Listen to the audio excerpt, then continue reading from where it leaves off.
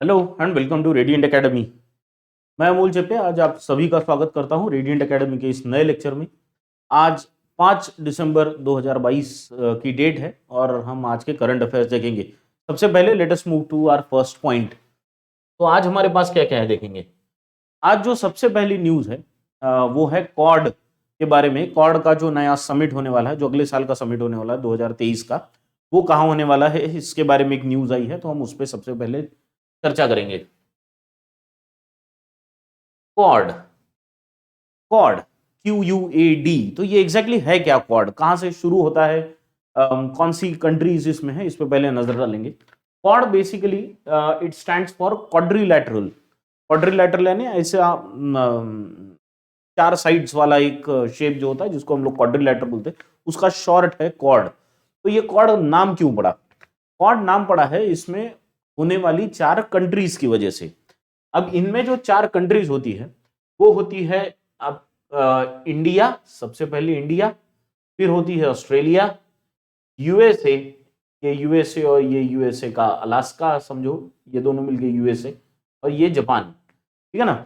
तो ये चार कंट्रीज क्वाड्रिलैटरल का शेप लेती है, ऐसा ऐसा ऐसा ऐसा। तो this is quadrilateral, this is one angle, this is other, this is another angle, this is yet another angle. तो ये क्वाड्रिलैटरल का शेप लेता है, इसीलिए इसको क्वाड कहा जाता है। तो क्वाड बेसिकली चार कंट्री से बना है, जैसे मैंने आपको अभी बताया। ये आपका यूएसए हो गया, ये हो गया ऑस्ट्रेलिया, ये इंडिया और ये जापान। तो ये चार कंट्रीज मिलके क्वाड कहलाती है, या क्वाड का इनका ग्रुप है। अब ये ग्रुप का अस्तित्व ही इसलिए है ताकि ये चाइना को काउंटर कर सके। आपको पता है चाइना जो यहाँ पे रेड कलर में दिखाया गया है, इसका इंडो पैसिफिक ओशन जो है, यानी ये रीजन में दबाव बहुत बढ़ रहा है, और ये दबाव बढ़ने की वजह से इनका प्रभाव बहुत बढ़ रहा है, और ये प्रभाव बढ़ने की वजह से ये चारों कंट्रीज को, इंडिया तो ऑलरेडी प्रॉब्लम्स में है चाइना की वजह से, ऑस्ट्रेलिया को भी प्रॉब्लम्स हो रहे, और यूएसए को और जापान को।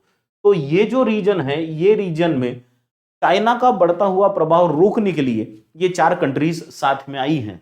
इंडिया, ऑस्ट्रेलिया, यूएसए और जापान, ये चारों कंट्रीज साथ में आई और इन्होंने ग्रुप बनाया जिसका नाम है क्वाड। तो क्वाड की हर साल का मीटिंग होता है। इस साल की जो मीटिंग हो, इस साल की है ना 2023 की जो मीटिंग होगी, उसके बारे में न्यूज आई।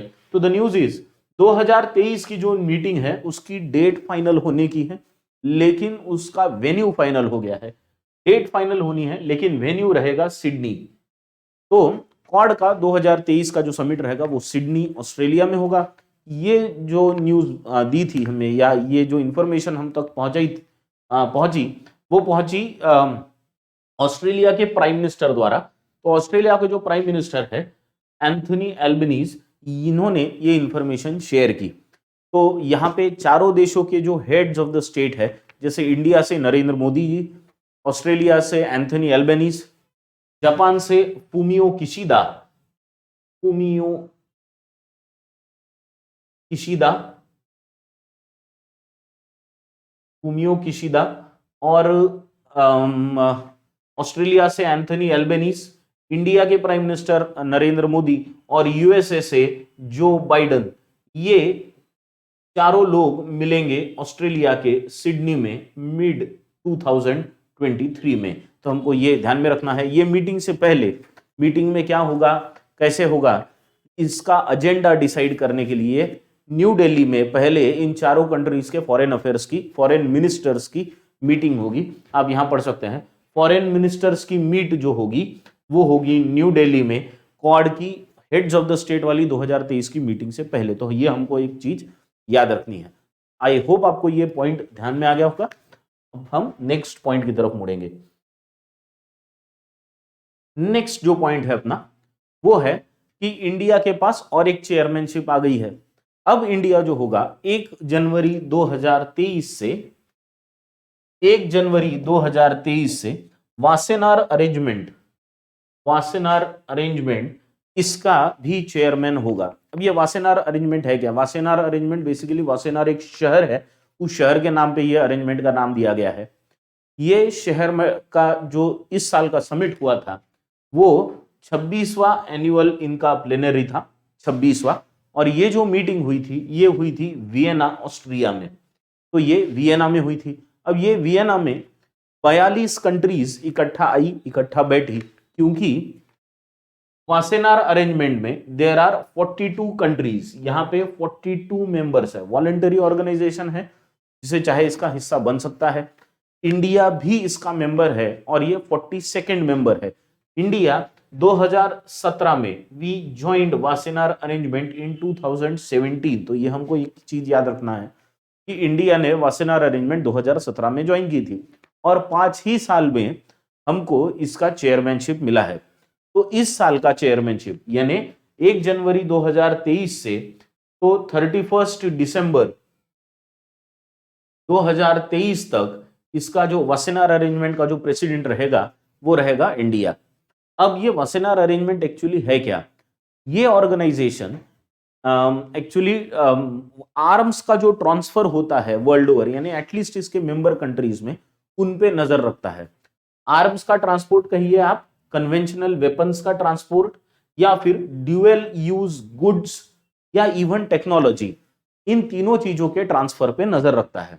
इसके लिए क्या करना होता है कि जितनी भी मेंबर कंट्रीज है वासेनार अरेंजमेंट में, उन सारी मेंबर कंट्रीज को हर 6 महीने बाद ये अरेंजमेंट को बताना पड़ता है कि हमारी कंट्रीज से क्या क्या वेपन्स ट्रांसफर हुए, क्या क्या ड्यूअल यूज गुड्स ट्रांसफर हुए, और क्या क्या टेक्नोलॉजी ट्रांसफर हुई। आना जाना दोनों का डेटा, दोनों की इंफॉर्मेशन ये वासेनार अरेंजमेंट में शेयर करना होता है। इस साल की चेयरमैनशिप जो है वो इंडिया को मिली है। इंडिया 1 साल के लिए इसका चेयरमैन रहेगा। सवाल ये भी आ सकता है आपको एग्जाम में कि इंडिया को चेयरमैनशिप किस कंट्री से मिली है, यानी इससे पहले 1 जनवरी 2022 से 31 दिसंबर 2022 तक वासेनार अरेंजमेंट का प्रेसिडेंट कौन था? तो इसका आंसर है आयरलैंड। जो इसका आंसर है वो है आयरलैंड। अब यहां पे आपको और एक चीज ध्यान में रखना है कि यहाँ पे प्रेसिडेंटशिप या चेयरमैनशिप जो हमने स्वीकारी है वो किसके हाथों से, यानी कौन था वहां पे जिन्होंने प्रेसिडेंटशिप स्वीकारी है? तो उनका नाम है जयदीप मुजुमदार। जयदीप मुजुमदार, इनके हाथों से हमने प्रेसिडेंटशिप ली है वहां से, यानी वो यहाँ पे इंडिया के रिप्रेजेंटेटिव है। जयदीप मुजुमदार ये वैसे यूनाइटेड नेशंस के इंडिया के परमानेंट रिप्रेजेंटेटिव है टू यूनाइटेड नेशंस, और स्पेशली इनकी तरफ जो जिम्मेदारी है वो है इंटरनेशनल ऑर्गेनाइजेशंस जो है सारे वियना में के, स्पेशली वियना में के जो इंटरनेशनल सारे ऑर्गेनाइजेशंस है वहां पे इंडिया को रिप्रेजेंट करना। तो ये कुछ इंपॉर्टेंट पॉइंट्स आपको एडिशनल इस मेन पॉइंट के साथ ध्यान में रखनी है। शॉर्ट में रिवाइज कर लेते हैं। पहला, वासेनार अरेंजमेंट की प्रेसिडेंटशिप 1 साल के लिए इंडिया को मिली है। 1 जनवरी 2023 से तो 31 दिसंबर 2023 तक हम प्रेसिडेंट रहेंगे 1 साल के लिए। आयरलैंड से हमको प्रेसिडेंटशिप मिली है। वासेनार अरेंजमेंट हम 2017 से ज्वाइन किए हैं एज दी 42nd मेंबर, और ये ऑर्गेनाइजेशन आर्म्स का ट्रांसफर, ड्यूअल यूज गुड्स का ट्रांसफर और टेक्नोलॉजी के ट्रांसफर पे नजर रखता है। जयदीप मुजुमदार वहां पे वियना में जितने भी इंटरनेशनल ऑर्गेनाइजेशंस है उनमें इंडिया के रिप्रेजेंटेटिव होने की वजह से इन्होंने चेयरमैनशिप वहां पे स्वीकारी है। आई होप आपको ये चीज पूरी क्लियर हो चुकी होगी और हम अब आगे बढ़ेंगे। थोड़ा सा I think there is a problem with the focus, I will just try and adjust it. Just give me a second. Now this looks clear. Thank you. This looks clear now. Okay. चलो तो अगले point पे चलते हैं। अगला point क्या है अपने पास आगे? अब ये दो तो हो गई इंटरनेशनल न्यूज। अब एक बहुत इंपॉर्टेंट न्यूज आई है बैंकिंग सेक्टर से या फाइनेंस सेक्टर से, जो हम कहेंगे। आईसीआईसीआई बैंक ने एक नई चीज लॉन्च की है। इन्होंने लॉन्च किया है स्टैक, और वो है कॉर्पोरेट्स के लिए। आईसीआईसीआई बैंक ने स्टैक लॉन्च किया है। स्टैक किसके लिए लॉन्च किया है? तो कॉर्पोरेट्स के लिए लॉन्च किया है। और ये क्या है स्टैक? तो ये बेसिकली एक इकोसिस्टम बैंकिंग है। अब हम ये तीनों चीजों पे आएंगे धीरे एक एक करके कि स्टैक क्या है, ये कॉर्पोरेट्स के लिए क्या काम करेगा, और ये इकोसिस्टम बैंकिंग क्या है। तीनों चीजों पे नजर डालेंगे आराम से। सबसे पहले तो समझते हैं स्टैक क्या होता है। स्टैक बेसिकली होता है पाइल ऑफ एनीथिंग, एक के ऊपर एक रखी कोई भी चीज को हम लोग स्टैक बोलेंगे। जैसे आपको यहां दिख रहा है एक ब्लॉक, उसके ऊपर दूसरा ब्लॉक, इसके ऊपर तीसरा ब्लॉक, फिर चौथा, फिर पांचवा, इसको बोला जाता है स्टैक। तो यहां से ये वर्ड आया है। दूसरा चीज, ये इकोसिस्टम बैंकिंग, ये एक नई टर्म है अभी हमारे लिए। एक इकोसिस्टम बैंकिंग लॉन्च की है आईसीआईसीआई बैंकों ने कॉर्पोरेट्स के लिए। अब ये इकोसिस्टम बैंकिंग क्या है समझेंगे। आपको एक छोटा सा एग्जांपल देके समझाने की कोशिश करता हूं। देखो, इकोसिस्टम बैंकिंग क्या है कि जैसे कोई एक बैंक किसी एक कॉर्पोरेट को, एक कंपनी को सर्विस प्रोवाइड कर रही है। अब उसकी सर्विस उस कंपनी से रिलेटेड, जितनी कंपनी के जितने काम है उससे रिलेटेड है। अब समझो वहां के एम्प्लॉयज को भी बैंकिंग की सर्विस चाहिए, तो ये कंपनी तो नहीं बोलेगी एम्प्लॉयज को कि जाओ उस बैंक से सर्विसेज लो, नहीं। पर ये बैंक क्या कर सकती है कि बैंक वहां के एम्प्लॉयज को कुछ अच्छे ऑफर्स दे सकती है। जैसे एक बैंक है, वो कंपनी को सर्विस प्रोवाइड करेगी, तो वो एम्प्लॉयज को भी बोलेगी देखो हम तुम्हारी कंपनी को सर्विस प्रोवाइड कर रहे हैं, हम तुमको भी ये अच्छी सर्विस प्रोवाइड कर सकते हैं। आपको अकाउंट ओपन करने के लिए हमको अलग से डॉक्यूमेंट्स नहीं देने पड़ेंगे, हम कंपनी से हम आपका डेटा ले लेंगे। बहुत अच्छी सर्विस है, तुम्हारा डेटा कंपनी से डायरेक्टली चला जाएगा, आपको बैंक्स आपको परमिशन सिर्फ देनी पड़ेगी। तो बैंक के लिए काम आसान हो जाएगा, आपके लिए और भी आसान हो जाएगा, क्योंकि बार बार आपको डॉक्यूमेंट्स शेयर नहीं करना पड़ेगा। बैंकिंग की सर्विसेज आपको ऑफिस में ही मिल जाएंगी, आपको बैंक जाने की जरूरत नहीं पड़ेगी। ये भी एक सर्विस है, यानी ये डिजिटल सॉल्यूशन भी है और फिजिकल सॉल्यूशन भी है। अब यही बैंक सर्विसेज प्रोवाइड करते वक्त ऐसा भी कर सकती है कि कंपनी से बोले कि आपके वेंडर्स है, आप उन वेंडर्स से भी हमारी मुलाकात करवा दीजिए, हम उनको भी सर्विसेज प्रोवाइड करेंगे। अब समझो कंपनी में कोई लॉन्ड्री सर्विस, सॉरी वो क्लीनिंग सर्विस प्रोवाइड करने वाली कोई कंपनी है, जो बड़ी कॉर्पोरेट कंपनी को क्लीनिंग सर्विसेज प्रोवाइड करती है, तो उनको भी बैंकिंग सॉल्यूशन यही कंपनी प्रोवाइड करेगी। फिर बैंकों के जो प्रमोटर्स हैं, उनके पास काफी सारा पैसा है, उन सारे पैसों का management, asset management, wealth management, ये सारा करना है, इसकी भी सर्विसेज बैंक प्रोवाइड करेगी। तो ए टू जेड जितने लोग वो कॉर्पोरेट ऑफिस से जुड़े हुए हैं, जितने लोग वो कॉर्पोरेट से जुड़े हुए हैं, सबके लिए एक सिस्टम जहां पे सारी चीजें अवेलेबल होगी, एक पूरा का पूरा इकोसिस्टम बन जाएगा बैंकिंग का, उसको हम बोलेंगे इकोसिस्टम बैंकिंग। यहां आपको इस इमेज, अगर ये इमेज आपको क्लियरली दिख रही होगी, तो यहां लिखा है keep growing, care for self and business, यानी अपनी भी केयर करो और बिजनेस की भी केयर करो। ये भी सर्विस बैंक की तरफ से मिलेगी। बहुत जल्दी लोन्स मिला करेंगे, इंस्टेंट लोन्स मिलेंगे, इंस्टा लोन्स, डिजिटल ट्रांजैक्शन हो जाएंगे, और सबसे पहली जो चीज होगी वो होगी कि रिलेशनशिप इंस्टेंटली बिल्ड होगी। तो ये जो काम है ये आईसीआईसीआई बैंक करेगी। किसके साथ करेगी? तो कॉर्पोरेट्स के साथ करेगी, और इसका जो नाम रखा गया है वो है स्टैक। सवाल इस पे दो तीन बनेंगे। जैसे सवाल ये बन सकता है कि बैंकिंग इकोसिस्टम, ये जो टर्म है ये क्या है, इससे रिलेटेड कुछ पूछा जा सकता है। ये भी पूछा जा सकता है कि स्टैक ये किस बैंक ने लॉन्च किया है, या ये भी पूछा जा सकता है बैंक ने जो स्टैक ये लॉन्च किया है ये किसके लिए किया है। ठीक है ना, तो ये is it for retail customers और फॉर कॉर्पोरेट्स, तो आंसर होगा कॉर्पोरेट्स। ठीक, तो आपको ये दो तीन चीजें याद रखनी है। यहाँ पे इंपॉर्टेंट और एक पॉइंट रहेगा कि पहले फेज में ये स्टैक जो आईसीआईसीआई ने लॉन्च किया है वो कहाँ शुरू होगा। तो पहले फेज में तो ये शुरू होगा मुंबई में और एनसीआर में। तो 8 ब्रांचेस होने वाली है, जिनमें से 5 ब्रांचेस होगी मुंबई में, और 3 ब्रांचेस जो होगी वो होगी नेशनल कैपिटल रीजन यानी एनसीआर में। तो आपको ये सारे पॉइंट्स की तरफ ध्यान रखना है। चलो, now let us move to our next point. ये और इंपॉर्टेंट न्यूज आई। वैसे ये न्यूज उसी दिन आई थी जिस दिन हमने टीसीएस का TCS became the largest women employer वाली न्यूज देखी थी, उसी समय की ये न्यूज है, लेकिन आज हम शेयर कर रहे हैं। हमने उस दिन बात किए थे इसी पॉइंट पे कि टीसीएस ये largest women employer in India बना है। ठीक है, अब ये जो अपना रिपोर्ट हमने देखा था, ये रिपोर्ट कहां से आया था, किस ऑर्गेनाइजेशन ने दिया था, या किस कंपनी की लिस्ट से बना था?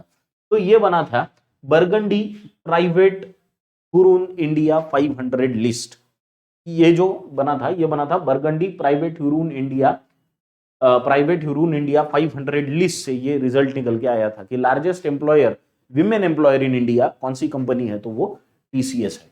अब उसी का और एक रिपोर्ट आया है, यानी उसी लिस्ट से हमको और एक एनालिसिस मिला है कि सबसे वैल्यूड कंपनीज जो है इंडिया में, यानी इंडिया की ऐसी कंपनीज की जिनका वैल्यूएशन सबसे ज्यादा है, उस कंपनी की लिस्ट आई है। तो अभी उस लिस्ट पे भी नजर डालते हैं। उनमें सबसे ज्यादा वैल्यूएशन वाली जो कंपनी है इंडिया की, वो है रिलायंस। तो रिलायंस इंडस्ट्रीज लिमिटेड ये इंडिया की सबसे वैल्यूड कंपनी बनी है। इसका वैल्यूएशन कितना निकला है? इसका वैल्यूएशन है 17.2 ट्रिलियन। अब ट्रिलियन से अगर आपको कंफ्यूजन है तो अपनी लैंग्वेज में बता दूं, 7.2 ट्रिलियन का मतलब है 17.2 लाख करोड़। ट्रिलियन का मतलब सीधा सीधा समझ लो लाख करोड़ है, बराबर है। तो 17.2 लाख करोड़ का वैल्यूएशन है रिलायंस इंडस्ट्रीज लिमिटेड का। सेकंड नंबर पे जो आई है वही कंपनी जिसके बारे में हमने उस दिन देखा था, टीसीएस। टीसीएस आई है 11.6 लाख करोड़ के साथ, ये आई है सेकंड पे। तीसरी जो है वो है एचडीएफसी बैंक। एचडीएफसी बैंक ये आई है 8.3 लाख करोड़ के साथ। उसके बाद में इन्फोसिस और आईसीआईसीआई बैंक जो almost 6.8 and 6.3 crore lakh crore respectively इनका वैल्यूएशन निकला है।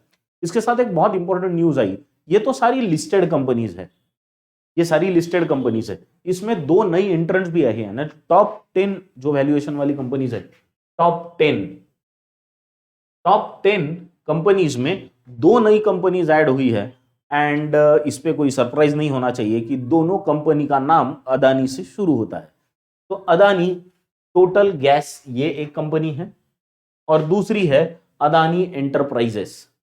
अदानी टोटल गैस और अदानी एंटरप्राइजेस, ये दो कंपनीज का भी नाम top 10 most valued Indian firm में, top 10 most valued Indian firm में आ चुका है। तो ये एक हमारे लिए एक इंपॉर्टेंट न्यूज है। इसके साथ जैसे मैंने उस दिन कहा, जैसे मैंने अभी थोड़ी देर पहले कहा, एक्सट्रीमली सॉरी, जैसे मैंने अभी थोड़ी देर पहले ही कहा कि ये तो सारी लिस्टेड कंपनीज है। यहां तक हमने जो देखा वो सारा ये सारा लिस्टेड कंपनीज है। लेकिन अनलिस्टेड कंपनीज है, ऐसी कंपनीज जिनका स्टॉक मार्केट पे लिस्टिंग नहीं हुआ है। ऐसी कंपनी में सबसे ज्यादा वैल्यूएशन किसका है? तो वहां दो कंपनीज ने टॉप किया है। उसमें सबसे पहला नाम है serum institute of India, vaccine maker, जिन्होंने हमारी कोविड वैक्सीन में से एक, इंडिया में जो कोविड वैक्सीन हमने ली कोविशील्ड बनाई हुई है, तो सीरम इंस्टीट्यूट ऑफ इंडिया।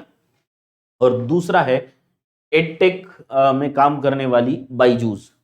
तो serum institute of India SII और बाइजूस, इन्होंने टॉप किया है अनलिस्टेड कंपनीज की लिस्ट को। तो आपको ये 3-4 कंपनीज के नाम याद रखना है। याद ये भी रखना है कि ये रिपोर्ट किसने पब्लिश किया है। The report has been published by Burgundy Private Hurun India 500 में। ठीक, आई होप यहां तक आइडियाज क्लियर होगी। अब हम चलेंगे अपने अगले पॉइंट की ओर। अगला जो पॉइंट है वो है स्पोर्ट्स से रिलेटेड। तो विजय हजारे ट्रॉफी इस बार बहुत चर्चा में रही।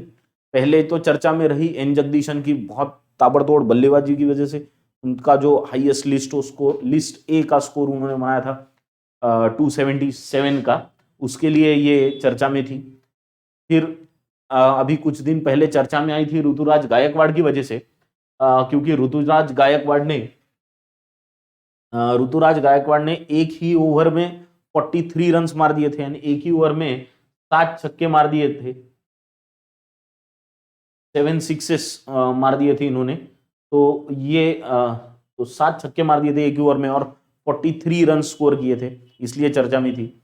और अभी इसका फाइनल हुआ है। तो फाइनल जो हुआ उसमें दो कंपनीज थी, सौराष्ट्र थी और महाराष्ट्र थी।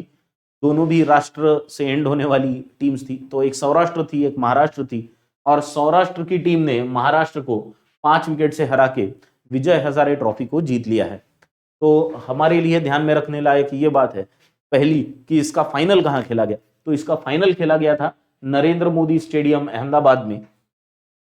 इस पूरी टूर्नामेंट में जो सबसे ज्यादा रन स्कोर करने वाले जो प्लेयर थे वो थे एन जगदीशन, जिनके नाम से पहले मैंने शुरू किया। सबसे ज्यादा विकेट लेने वाले जो व्यक्ति थे वो है जयदेव उनटकड़। जयदेव उनटकड़ एक्चुअली सौराष्ट्र के कैप्टन है, ये कैप्टन है। तो दोनों भी फाइनलिस्ट टीम्स के हैं, इनके दोनों फाइनलिस्ट टीम्स के कैप्टन्स ने बहुत अच्छा परफॉर्मेंस किया है पूरी ट्रॉफी में। तो ये कैप्टन है सौराष्ट्र के। और महाराष्ट्र के जो कैप्टन है वो है ऋतुराज गायकवाड़, तो ये महाराष्ट्र के कैप्टन है। और जयदेव उनटकड़ ने सबसे ज्यादा रन स्कोर, सबसे ज्यादा विकेट्स ली है, सबसे ज्यादा रन स्कोर करने वाले हैं एन जगदीशन। फाइनल जो खेला गया, जैसे मैंने कहा, नरेंद्र मोदी स्टेडियम अहमदाबाद में खेला गया। यहाँ पे इस मैच में दोनों प्लेयर्स, एक तो प्लेयर ऑफ द मैच और दूसरे प्लेयर ऑफ द टूर्नामेंट, दोनों ने सेंचुरीज मारी। प्लेयर ऑफ द मैच रहे शेल्डन जैक्सन और प्लेयर ऑफ द टूर्नामेंट रहे ऋतुराज गायकवाड़, जिनका बल्ला पूरी टूर्नामेंट में बहुत चमका है। तो ये एक बड़ी इंपॉर्टेंट न्यूज है स्पोर्ट्स से आई हुई।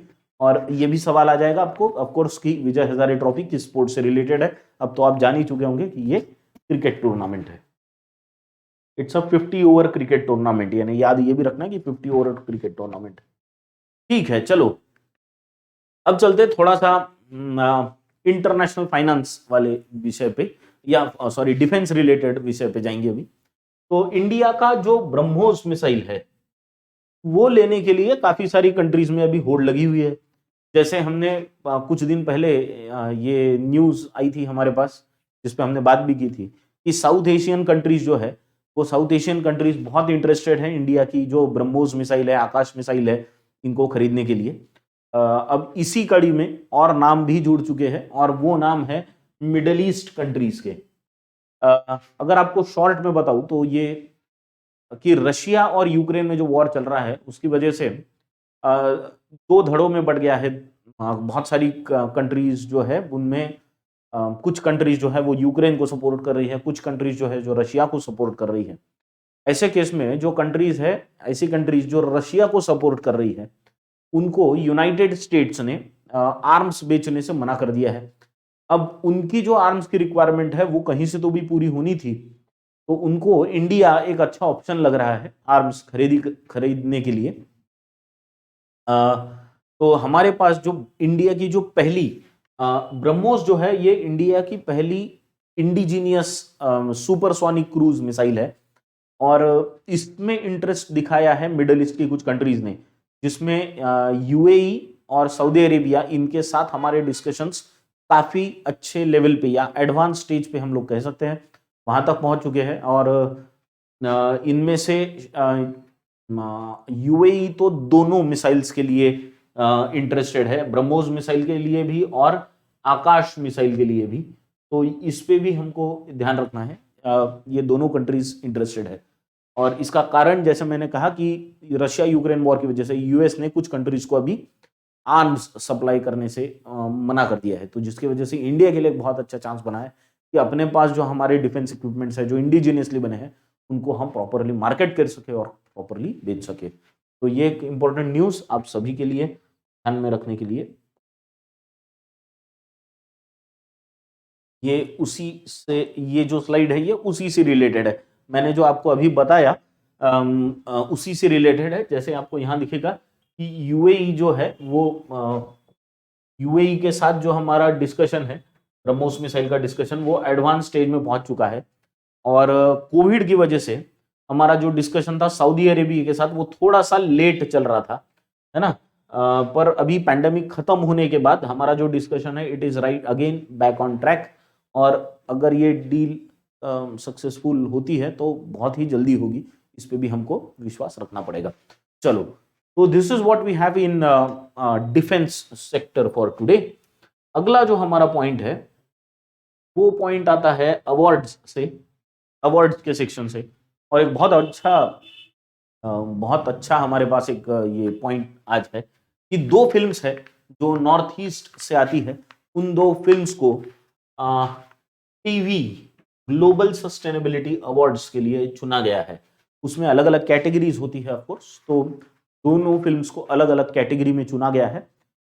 ये जो लिखा हुआ है टीवीई, इसको बोलते हैं टीवी, ईवी के तरह ही प्रोनाउंसिएशन है इसका, टीवी ग्लोबल सस्टेनेबिलिटी अवार्ड्स ये अभी फिलहाल अभी दिए गए और इसमें 2 नॉर्थ ईस्ट की फिल्म्स हैं जिनको अवार्ड मिले।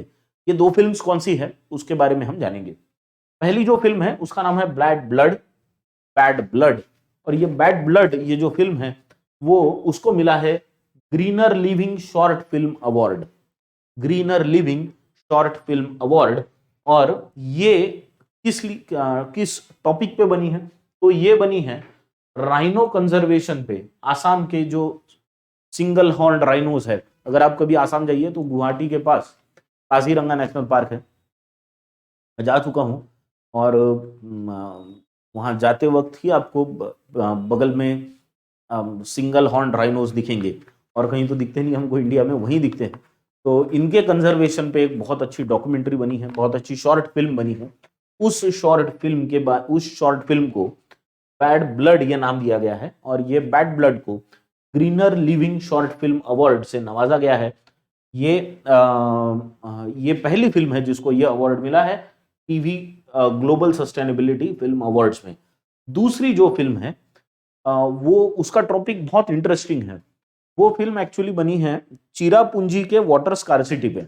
अब आपने सुना होगा, बचपन से हम लोग सुनते आ रहे हैं कि Cherrapunji is amongst the wettest places in the world. दुनिया में सबसे ज्यादा बारिश होने वाली जो जगह है उनमें चिरापुंजी का नाम आता है।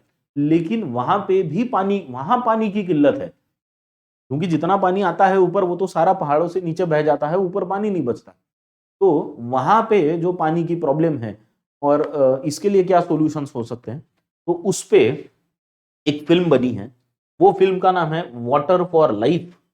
और ये वाटर फॉर लाइफ को ये ग्रीन हब ने बनाई हुई है और इनको special TV trustee choice award, TV के जो ट्रस्टीज है, ये जो ऑर्गेनाइजेशन है जो ग्लोबल सस्टेनेबिलिटी अवार्ड्स देती है लंदन में। अवार्ड कहाँ हुए ये भी सवाल आएगा, तो ध्यान रखना लंदन में। तो ये जो ऑर्गेनाइजेशन है टीवी, इनके जो ट्रस्टीज है, तो इनकी स्पेशल चॉइस का जो अवार्ड होता है, बहुत इंपॉर्टेंट अवार्ड है, इसलिए वो मिला है वाटर फॉर लाइफ ये फिल्म को, जो कि चिरापुंजी में वाटर स्कार्सिटी पे बनी हुई डॉक्यूमेंट्री।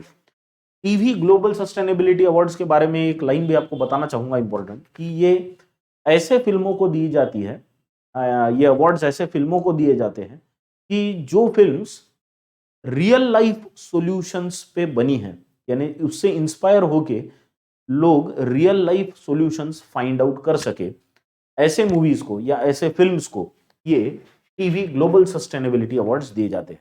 इस साल के ग्लोबल सस्टेनेबिलिटी अवार्ड्स लंदन में दिए गए। बैड ब्लड और वाटर फॉर लाइफ, इन 2 फिल्म्स को ये अवार्ड्स मिले। I think you have understood this topic in detail also. चलो, now let us move to the next point, Digi Yatra. अब इस पॉइंट को भी हम पढ़ लेंगे। Digi Yatra launched at 3 airports for face scan entry. Digi Yatra से ये मतलब निकाल लेना कि आपकी यात्रा अभी डिजिटल होने वाली है। हाँ, यात्रा शुरू होने से पहले जो सुविधाएं हैं वो डिजिटल जरूर हो रही है। तो उनमें से एक बहुत इंपॉर्टेंट चीज रहेगी, वो रहेगी आपकी face scan entry. Process digitalise करने के लिए फेस स्कैन एंट्री। अब जो आपका बोर्डिंग पास है या आपको जो आईडी प्रूफ दिखाना होता है, वो सारा एयरपोर्ट्स पे दिखाने की जरूरत नहीं पड़ेगी। बस आपका फेस स्कैन हो जाएगा और उसी से सारी चीजें लिंक्ड होने की वजह से आपको सीधी एंट्री मिल जाएगी। तो सीमलेस एंट्री के लिए, जिसमें से कागजों को प्रोसेस में से बाहर करने का एक तरीका जो है, उसका नाम है डिजी यात्रा। ये जो डिजी यात्रा इसको लॉन्च किया गया, वो किया गया हमारे एविएशन मिनिस्टर के द्वारा, जिनका नाम है ज्योतिरादित्य सिंधिया। इन्होंने ये डिजी यात्रा फैसिलिटी लॉन्च की है। पहले फेज में ये डिजी यात्रा फैसिलिटी जो होगी वो चलेगी 3 एयरपोर्ट्स पे, जिनमें पहला है दिल्ली एयरपोर्ट, बेंगलुरु एयरपोर्ट और वाराणसी का एयरपोर्ट। इन 3 एयरपोर्ट्स में पहले शुरू होगी और अगले फेज में जो ये होगी वो 4 अलग शहरों में और शुरू होगी, जिनमें हैदराबाद है, विजयवाड़ा है, पुणे है और कोलकाता है। तो इन 4 शहरों में भी डिजी यात्रा ये सुविधा अगले फेज में शुरू होगी। ये 2023 के मार्च तक अगला फेज भी शुरू हो जाएगा। तो अभी पहला फेज शुरू हुआ है। आपको ये सवाल आ सकता है कि इनमें से कौन से शहरों में डीजी यात्रा का पहला फेज, कौन से एयरपोर्ट्स पे डीजी यात्रा का पहला फेज शुरू हुआ है। तो आपको नाम याद रखना है, दिल्ली, बेंगलुरु एंड वाराणसी, यहाँ पे पहला फेज शुरू हुआ है। किसने शुरू किया? तो आपको नाम याद रखना है, सिविल एविएशन मिनिस्टर जो है, जिनका नाम है Jyotiraditya Scindia. I hope DG यात्रा के बारे में आइडिया क्लियर हो गई होगी। तो अगर ये क्लियर है तो हम आगे बढ़ेंगे। और क्या है हमारे पास? ओके, तो this is a good point two remember. SJVN और ग्रिडको मतलब ग्रिड कॉरपोरेशन ऑफ ओडिशा, ये साथ में आ रहे और एक जॉइंट वेंचर बना रहे हैं। जेवी बना रहे, जेवी का मतलब होता है जॉइंट वेंचर। तो जॉइंट वेंचर बना रहे हैं किस लिए? तो ये हाइड्रो प्रोजेक्ट्स और सोलर प्रोजेक्ट्स के लिए, हाइड्रो और सोलर प्रोजेक्ट्स के लिए। तो बहुत सारी इलेक्ट्रिसिटी, बहुत सारी पावर बनाने का ये दो ऑर्गेनाइजेशन सोच रही है। कितनी पावर? तो the targets that I have read is almost 1000 megawatts of hydro power electricity and 2000 megawatt of solar power electricity या सोलर पावर ये जनरेट करने का ये दो ऑर्गेनाइजेशंस की जेवी का प्लान है। अब एसजेवीएन बेसिकली एक, इसका नाम है सतलज जल विद्युत निगम। एसजेवीएन का फुल फॉर्म अगर मैं आपको यहां लिख दूं तो अच्छा रहेगा, सतलज जल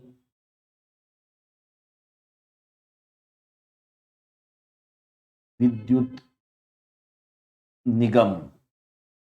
सतलज जल विद्युत निगम, सतलज जल विद्युत निगम ये ऑलरेडी एक जेवी है। ये किसके बीच में जेवी है? तो ये जेवी है गवर्नमेंट ऑफ इंडिया के बीच में और हिमाचल प्रदेश की गवर्नमेंट के बीच में। तो ये ऑलरेडी एक जेवी है, ज्वाइंट वेंचर है। अब ये joint venture grid corporation of Odisha जो है, ग्रिडको जिसको बुलाया था, इसको बुलाया था ग्रिडको, तो इसके साथ मिलके और एक ज्वाइंट वेंचर बनेगा। अब जो नया ज्वाइंट वेंचर रहेगा वो हाइड्रो पावर और सोलर पावर दोनों का प्रोडक्शन करेगा। ठीक है, तो इसके बीच में इनका एक अच्छा सा मेमोरेंडम ऑफ अंडरस्टैंडिंग साइन हुआ है और एसजेवीएन और तो ये दो ऑलमोस्ट 20,000 करोड़ का यहाँ पे इन्वेस्टमेंट होने वाला है और काफी सारी इलेक्ट्रिसिटी बनेगी। एसजेवीएन जैसे मैंने कहा आपको कि एक जॉइंट वेंचर है गवर्नमेंट ऑफ इंडिया के बीच में और हिमाचल प्रदेश गवर्नमेंट के बीच में। तो ये already some 42,000 megawatt of electricity का प्रोडक्शन ऑलरेडी कर रहे हैं। 42,000 megawatt of electricity is already being produced by SJVN and 90% of the electricity that is being produced, यानी इसका 97% इलेक्ट्रिसिटी जो है वो नॉन फॉसिल फ्यूल इलेक्ट्रिसिटी है। यानी आप सोचिए कि ऑलमोस्ट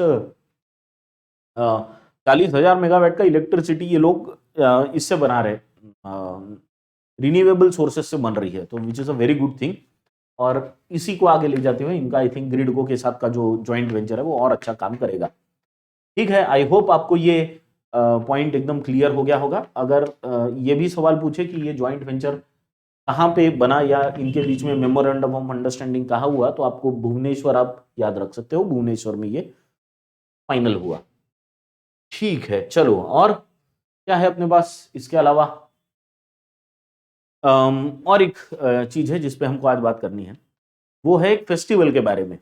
अभी हमने पिछली क्लास में जो बात की थी वो की थी हॉर्नबिल फेस्टिवल के बारे में। हॉर्नबिल फेस्टिवल ये कहाँ हुआ था? ये हो रहा था कोहिमा में और अभी भी हो रहा है, 1 दिसंबर से लेकर 13 दिसंबर तक होगा। ये हम सैटरडे को देख चुके। अब नॉर्थ ईस्ट का और एक फेस्टिवल के बारे में आज हम बात करेंगे। ये फेस्टिवल को बोला जाता है Silchar Sylhet festival. Silchar Sylhet festival. Silchar India में है, सिलहट बांग्लादेश में है। मतलब ये इंडिया और बांग्लादेश इनके टाइज सुधारने के लिए और अच्छे करने के लिए, लोगों में कल्चर का, विचारों का आदान प्रदान हो, इसलिए ये जो फेस्टिवल है वो आयोजित किया गया। ये कितवा, कौन से नंबर का एडिशन है या कितवा एडिशन है ये? This is the first edition. तो ये पहली बार किया गया है और इसको इनॉग्रेट करने के लिए इंडिया के जो टूरिज्म मिनिस्टर है, जिनका नाम हमको पता है जी किशन रेड्डी है, वो, और बांग्लादेश के फॉरेन मिनिस्टर, जिनका नाम आपको यहां दिख जाएगा, डॉक्टर ए के अब्दुल मोमीन, ये दोनों इनॉग्रेशन के लिए पहुंचे थे। अब ये फेस्टिवल कहां हो रहा है? ये एक्चुअली जो हो रहा है, इट्स अ 5 डे फेस्टिवल, 5 दिन तक ये फेस्टिवल चलेगा और ये चलेगा बराक वैली में। बराक वैली कहाँ है? असम में है। तो ये बराक वैली में, असम में ऑर्गेनाइज होगा। इसको मिनिस्ट्री ऑफ कल्चर ये तो ऑर्गेनाइज कर रहा है, साथ में इंडिया फाउंडेशन भी कर रहा है।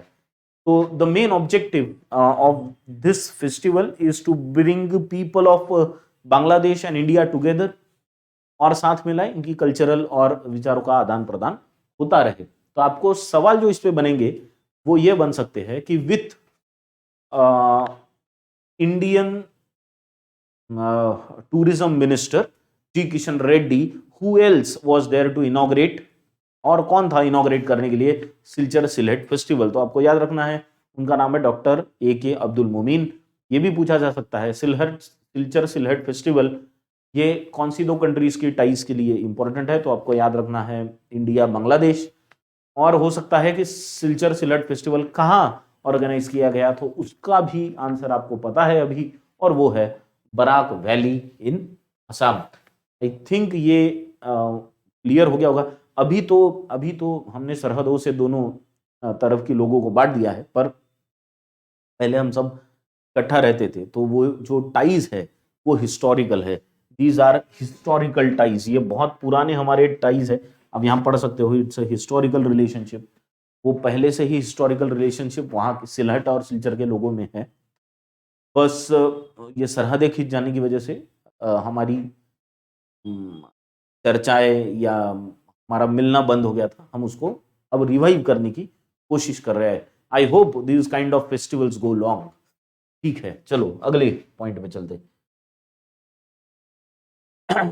और क्या है? चलो, one more news from sports. It's a government scheme, और स्पोर्ट्स के सेक्शन में दोनों में आएगी। उत्तर प्रदेश की गवर्नमेंट ने एक स्कीम लॉन्च की है। उस स्कीम का जो नाम है वो है 1 डिस्ट्रिक्ट 1 स्पोर्ट। नाम है 1 district 1 sport scheme. 1 district 1 sport. आपने इससे पहले एक स्कीम का नाम सुना होगा, 1 डिस्ट्रिक्ट 1 प्रोडक्ट। 1 डिस्ट्रिक्ट 1 प्रोडक्ट, एक डिस्ट्रिक्ट का एक प्रोडक्ट। आप एक प्रोडक्ट पे फोकस कीजिए हर डिस्ट्रिक्ट, और उस प्रोडक्ट में मास्टरी हासिल कीजिए, उस प्रोडक्ट को दुनिया भर में बेचिए। ये वो प्रोजेक्ट है। उसी लाइन पे अब नया प्रोजेक्ट यूपी सरकार ने लॉन्च किया है। इस पे शायद लोगों की सोच अलग अलग हो, पर स्कीम जो है वो है कि स्पोर्ट्स और स्पोर्ट्स पर्सन को, दोनों को प्रमोट करने की जरूरत है। तो सारे जो जिले हैं, डिस्ट्रिक्ट्स हैं उत्तर प्रदेश के, देयर आर 75 डिस्ट्रिक्ट्स इन उत्तर प्रदेश। ये भी सवाल बनेगा इस पे से अगर पूछा जाए तो, क्योंकि इसमें आया है 75 डिस्ट्रिक्ट्स जो है पूरे उत्तर प्रदेश को, हर एक डिस्ट्रिक्ट में एक एक स्पोर्ट का डेवलपमेंट होगा। यानी हर डिस्ट्रिक्ट के हिसाब से एक एक स्पोर्ट दिया जाएगा, और वहां के बच्चों को, वहां के लोगों को, वहां के युवाओं को उस स्पोर्ट में अपना टैलेंट दिखाने का और अपनी स्किल्स को डेवलप करने का बहुत अच्छा चांस मिलेगा। तो ये एक स्कीम है 1 डिस्ट्रिक्ट 1 स्पोर्ट। पूछा जाएगा आपको कि 1 डिस्ट्रिक्ट 1 स्पोर्ट स्कीम लॉन्च करने वाला स्टेट इंडिया का कौन सा है, तो आपको नाम याद रखना है, उत्तर प्रदेश का है। ठीक, आई होप ये क्लियर है यहां तक। शायद हमको अभी अगले पॉइंट की तरफ जाना चाहिए, और अब हम आते हैं अपनी आखिरी सेक्शन पे। आखिरी सेक्शन जो यहाँ पे है वो है इंपॉर्टेंट डेज का। 4 दिसंबर कल का जो दिन था वो संडे था, इसलिए हम उस पर बात नहीं कर पाए। आज का जो दिन है 5 दिसंबर, तो आज हम कल का और आज का दोनों दिनों पे बात करेंगे। पहला जो डे है वो है 4 दिसंबर कल का दिन, तो वो हम इंडियन नेवी डे के रूप में सेलिब्रेट करते हैं। 4 दिसंबर को हम इंडियन नेवी डे सेलिब्रेट करते हैं। इंडियन नेवी डे ही क्यों, इंडियन नेवी डे क्यों सेलिब्रेट करते हैं 4 दिसंबर को? तो ये 1971 की बात है, 1971 की, जब हम इंडिया और पाकिस्तान में वॉर चल रहा था, जिस वॉर के बाद बांग्लादेश पाकिस्तान से अलग हुआ। 1971 को वॉर था और 4 दिसंबर 1971 को इंडियन नेवी का ऑपरेशन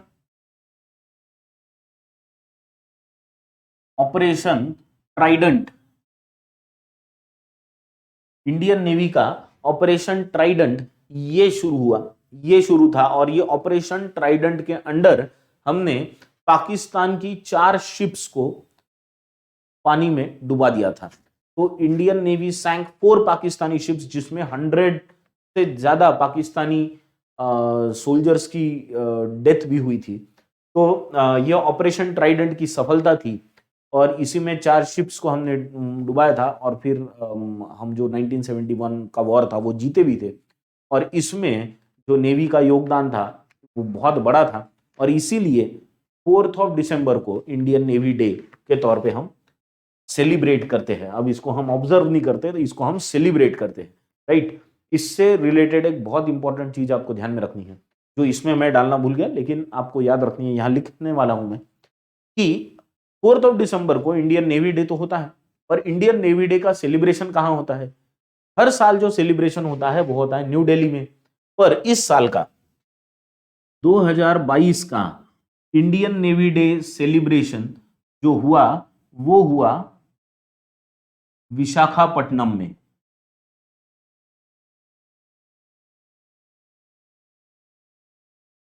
तो विशाखापट्टनम में इसका सेलिब्रेशन हुआ और ये पहली बार हो रहा है कि Indian navy day new Delhi के बाहर किसी और शहर में सेलिब्रेट हो रहा है। तो इंडियन नेवी के जो हमारे पूरे डिफेंस के जो सुप्रीम कमांडर है, हमारे प्रेसिडेंट द्रौपदी मुर्मू जी वहां पे वहां पे पहुंची थी और वो इस प्रोग्राम के, इस सेलिब्रेशन की वो चीफ गेस्ट थी। इनके अलावा वहां पे इनके अलावा चीफ ऑफ डिफेंस स्टाफ जो है, इनका नाम हमको याद रखना ही है, पता ही होना चाहिए, वो है जनरल अनिल चौहान। और जो चीफ ऑफ नेवल स्टाफ है CNS, उनका नाम है एडमिरल R हरि कुमार। तो हमको ये दोनों नाम भी याद रखना है, इसको रिवाइज करते रहना है और ये भी ध्यान रखना है कि 4 दिसंबर ये इंडियन नेवी डे है। एक सवाल और पूछा जा सकता है कि who is the father of Indian navy? तो फादर ऑफ इंडियन नेवी जो है वो है छत्रपति शिवाजी महाराज। मैं अभी यहाँ लिखता नहीं हूं, लेकिन आपको याद रखना है, फादर ऑफ इंडियन नेवी कहा जाता है छत्रपति शिवाजी महाराज इनको। हेडक्वार्टर जो है इंडियन नेवी का वो है न्यू दिल्ली में। ये कुछ इंपॉर्टेंट पॉइंट्स है जो आपको याद रखना है।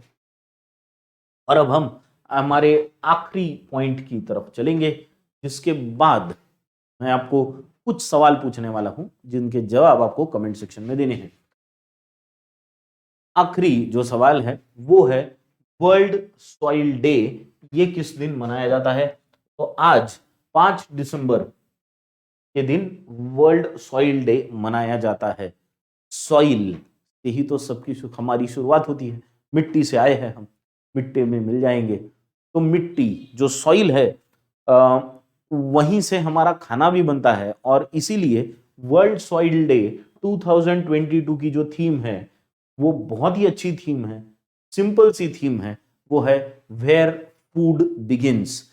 वेयर फूड बिगिंस, तो ये सॉइल डे की थीम है। सॉइल के बारे में